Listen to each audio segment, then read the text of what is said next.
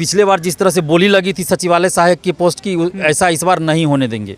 जिस तरह से बीपीएससी को झुकना पड़ा, बीएसएससी को भी झुकना पड़ेगा और पारदर्शिता लाना पड़ेगा, धांधली सेटिंग रोकना पड़ेगा, नहीं तो फिर पूरे बिहार में अब आंदोलन होगा। अभी जम्मू कश्मीर में दरोगा का पेपर लीक हुआ, तो उसमें सीबीआई जांच हुआ, 6 राज्यों में छापामारी हो रहा है, बड़े बड़े उसमें अफसर पकड़े जा रहे हैं, आर्मी के लोग पकड़े जा रहे हैं।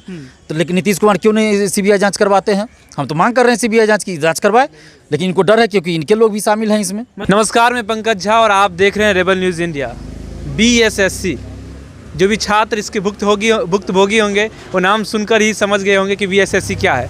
बिहार कर्मचारी चयन आयोग के ठीक ऑफिस के सामने में मैं खड़ा हूँ। यहाँ पर दिलीप जी हैं जो छात्र नेता हैं, ये यहाँ पर खड़े हैं। बीएसएससी के जो ये सीजीएल लेवल के टायर 3 के एग्ज़ाम होने वाली है, इसके 1 और टायर 2 दोनों में व्यापक रूप से धांधली हुई है, ऐसा दिलीप जी कह रहे हैं। बाकी आज 7 सूत्री मांगों को लेकर के ये ऑफिस गए थे, आखिरकार क्या हुआ है और कौन सी मांग है ये जान लेते हैं। दिलीप जी, कौन सी मांग को लेकर के अभी जा रहे हैं? देखिए, हम लोग चाहते हैं कि जो हाल सीजीएल 1 सीजीएल 2 का हुआ वो इसका ना हो, धांधली सेटिंग ना हो, इसलिए पारदर्शिता लाई जाए, धांधली सेटिंग को रोका जाए। इसलिए हमने 7 सूत्री मांग रखा है, ज्ञापन सौंपा है, जिसमें पहला डिमांड है ओएमआर सीट की कार्बन कॉपी और क्वेश्चन बुकलेट परीक्षार्थियों को परीक्षा समाप्ति बाद दिया जाए। उसके बाद आंसर की जारी हो, जब रिजल्ट प्रकाशित होता है तो कट ऑफ के साथ साथ सभी परीक्षार्थियों का मार्क्स बताया जाए और ओएमआर सीट जहां रखी जाती है स्ट्रांग रूम की निगरानी सीसीटीवी कैमरे से हो और उसमें स्मार्ट लॉक लगाया जाए। इसके अलावा सेंटर जो है परीक्षा सेंटर वो गृह जिला में न दिया जाए, न ही बहुत दूर दिया जाए, बल्कि गृह जिला के अगल बगल जिला में दिया जाए। और हर एक सेंटर पे जैमर लगा हो, वीडियोग्राफी हो और बायोमेट्रिक अटेंडेंस लिया जाए परीक्षार्थियों का। किसी भी परिस्थिति में वो ब्लूटूथ मोबाइल या अन्य उपकरण न जाए सेंटर पे, इस चीज़ का ख्याल रखे बीएसएससी। आपने इतने सारे चीज़ को मांग को लेकर के गया था अंदर में, अभी अंदर में क्या हुआ? देखिए, अंदर में अभी लेटर रिसीव कराया, हमने ज्ञापन दिया है और इस पर विचार करेंगे वो लोग, ऐसा बोला गया है।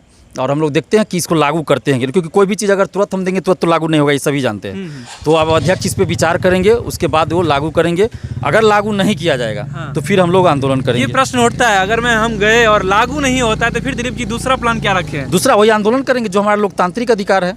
जैसे बीपीएससी में परसेंटाइल हटाने के लिए हम लोग आग्रह किए, ज्ञापन दिए, नहीं माने तो हम लोग सड़क पे उतरे, उसी तरह फिर यहाँ भी सड़क पे उतरेंगे। इसमें सरकार के कुछ लोग भी शामिल है, बड़े बड़े नेता, बड़े बड़े अफसर शामिल है और यही वजह है कि जो मेन मास्टर माइंड रहता है वो लोग नहीं पकड़ा जाता है। बीपीएससी पेपर लीक में ही जो मेन मास्टर माइंड लोग हैं वो लोग तो अभी तक नहीं पकड़ा गया है।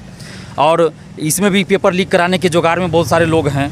ऐसा कहा जा रहा है कि जिस कंपनी को दिया जा रहा है उसी से वो लोग सेटिंग कर रहे हैं। तो आप सरकार को साक्ष्य देते हैं, प्रमाण देते हैं, फिर भी सरकार उस पर अमल नहीं करती है। लेकिन सरकार अमल तो करती है लेकिन पूरी तरह अमल नहीं करती। जैसे बीपीएससी मामले में अमल किया सरकार ने, लेकिन पूरी तरह अमल नहीं किया। जो इसका मेन आदमी है, मास्टरमाइंड है, उसको नहीं पकड़ा गया। छोटे-छोटे अभी तक आरोप लगा रहे हैं। आरोप हम कैसे नहीं लगाए? अभी तो जांच चल ही रहा है ना, जांच बंद नहीं हुआ है। बीपीएससी ऑफिस के अंदर जब जांच पहुंचा उसके बाद तो कुछ आया ही नहीं न्यूज। 12 जुलाई के बाद कोई न्यूज नहीं आया। रंजीत रजक की गिरफ्तारी के बाद बीपीएससी ऑफिस में जांच पहुंचा, उसके बाद तो कोई खबर ही नहीं आ रही है ना।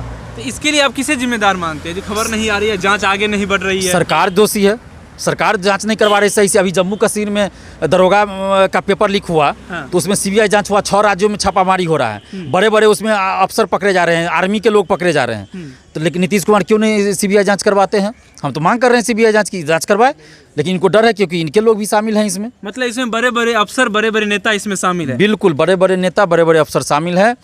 इसलिए सरकार एक लिमिट में जांच करवा रही है ताकि जनता को, स्टूडेंट्स को लग जाए कि हाँ जांच हो रही बस। तो आखिर इसको कह दीजिए, बिहार कर्मचारी चयन आयोग का इसका जो मांग है, क्या इस पर अमल होगी या नहीं होगी?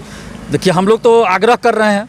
और इसमें करीब कितने छात्र हैं बिहार? 9 लाख 6,000 या कुछ है, 9 लाख लगभग। 9 लाख छात्रों की आप मांग पर अभी काम कर रहे हैं? बिल्कुल, 9 लाख के छात्रों का भविष्य का सवाल है। और पिछले बार जिस तरह से बोली लगी थी सचिवालय सहायक की पोस्ट की, ऐसा इस बार नहीं होने देंगे। जैसा इस बार नहीं होने देंगे, किसी कीमत पे नहीं होने देंगे। जिस तरह से बीपीएससी को झुकना पड़ा, बीएसएससी को भी झुकना पड़ेगा और पारदर्शिता लाना पड़ेगा, धांधली सेटिंग रोकना पड़ेगा, नहीं तो फिर पूरे बिहार में अब आंदोलन होगा। मतलब अटल निश्चय करके दिलीप जी आ गए हैं? बिल्कुल, सब कुछ हम इसमें अपना सौंप दिए हैं। अच्छा। तो जब तक पारदर्शिता ला न दे, धांधली सेटिंग रोक न दे, तब तक हम चुप बैठने वाले नहीं है। दिलीप जी छात्र नेता हैं। दिलीप जी कह रहे हैं कि अभी अटल निश्चय करके आगे हैं, जब तक इसमें पारदर्शिता नहीं होगी तब तक जो है वो बैठने वाले नहीं हैं। ये बिहार कर्मचारी चयन आयोग का ऑफिस है, उसी के ऑफिस के ठीक सामने दिलीप जी 7 सूत्री मांगों को लेकर के आए हैं। और देखिए आने वाले समय में क्या होता है, वही देखने लायक होता है। क्या सरकार मानती है या बिहार कर्मचारी चयन आयोग के जो भी ऑफिसर हैं, क्या इनके मांगों पर ये काम करती है या नहीं करती, यही देखने लायक होगा। बाकी आप देखते रहिए। मेरा नाम पंकज झा और आप रेबल न्यूज़ इंडिया देख रहे हैं। धन्यवाद। Thanks for watching Rebel News India. Stay tuned for more updates. Don't forget to like, share and subscribe.